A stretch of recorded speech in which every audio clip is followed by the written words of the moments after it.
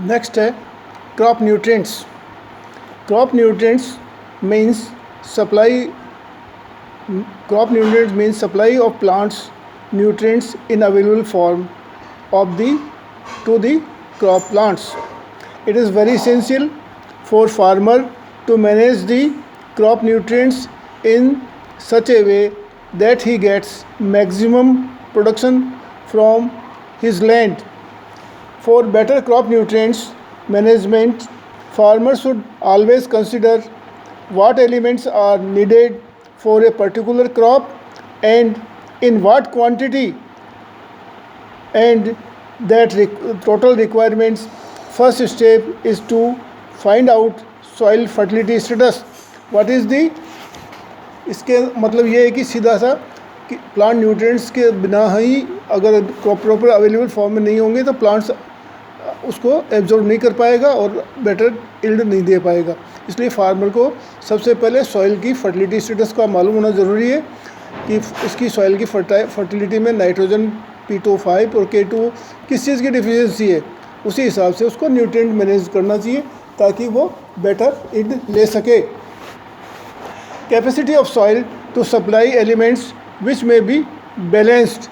सब ये न्यूट्रिएंट्स भी बैलेंस फॉर्म में होना ज़रूरी है, अदरवाइज़ यील्ड के अंदर ड्रास्टिक डिक्रीज आ सकती है।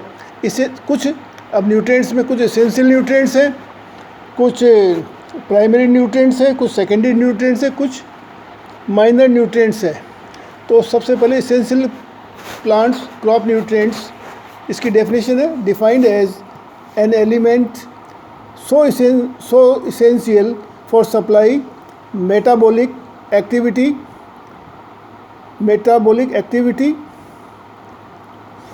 that in the absence of plants cannot continue to grow or complete their life cycle, and it cannot be substituted by another elements. यानी ऐसा न्यूट्रिएंट्स अगर वो नहीं होगा तो प्लांट्स उसकी ग्रोथ भी नहीं होगी, उसका कोई सब्स्टिट्यूट एलिमेंट्स भी या न्यूट्रिएंट्स भी नहीं है। Based on their requirement by plants these elements में बी क्लासिफाइड एज फर्स्ट है मेजर और micronutrients. Major and micronutrients, these nutrients are required by plants in combination in concentration exceeding 1 ppm parts per million are termed as major or macronutrients. These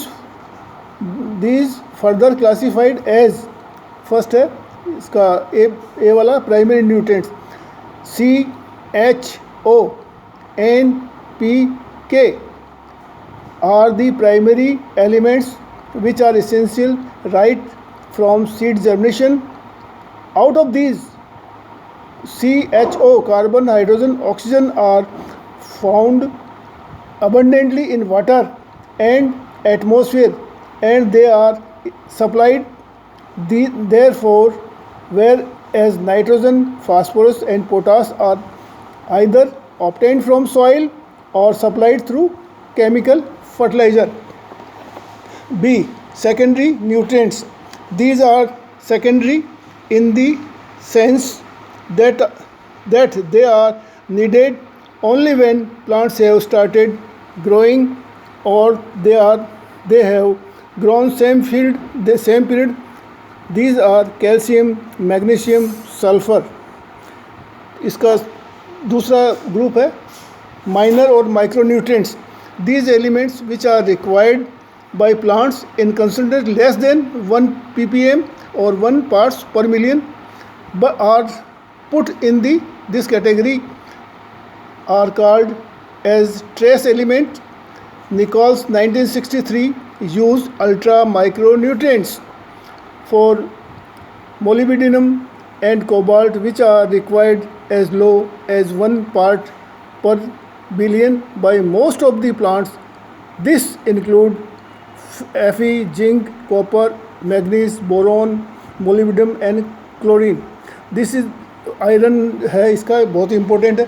अब आपको Hindi medium वाले girls के लिए major nutrients जिनके जब से crop plant या seed germinate होता है उससे लेके पूरा मैच्योर्ड होता है उस समय तक की आवश्यकताएं पड़ती है, उनमें इम्पोर्टेंट है CHO।